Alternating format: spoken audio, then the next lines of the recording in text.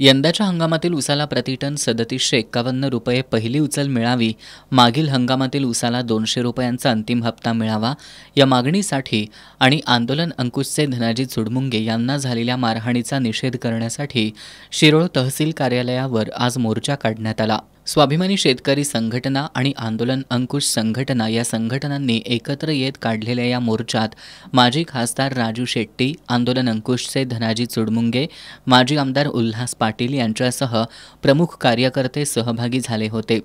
छत्रपती शिवाजी महाराज तख्तापासून दुपारी 12 वाजता या मोर्चाला सुरुवात झाली। उसाला दर मिळालाच पाहिजे अशा घोषणा देत हा मोर्चा शिरोळ तहसील कार्यालयावर आला। या ठिकाणी प्रमुख मार्गावरच आंदोलकांनी ठिय्या मारला।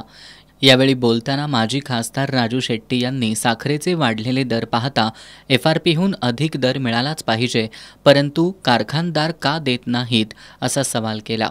जर आंदोलक शेतकऱ्यांना हात लावाल तर जशास तसं उत्तर देऊ असा इशाराही त्यांनी यावेळी दिला। हे आम्ही सगळ्या शेतकऱ्यांनी आमच्या मनाप्रमाणे ऊसाचा दर निश्चित झाल्याशिवाय ऊसाच्या तोडी घ्यायचे नाहीत असं ठरवलेलं आहे। काही शेतकऱ्यांच्यावर दबाव आणून कारखाने जे काही ऊसाची तोडणी आणि वाहतूक करायला ते बरोबर नाही। तोडणी वाहतूकदारांना सुद्धा मला इशारा द्यायचा आहे, तुमचं बुडलेलं पैसे वसूल करायला गणपतराव येड्रावकर येत नाहीत, आवाडी येत नाहीत। आम्ही तुमचं 400 रुपये वसूल करून 400 कोटी वसूल केल्यात हे विसरू नका। तेव्हा त्यांचं ऐकायचं का आमचं ऐकायचं, वाहन सुरक्षित ठेवायचंय तुमचं तुम्ही ठरवा वाहनधारकांनी।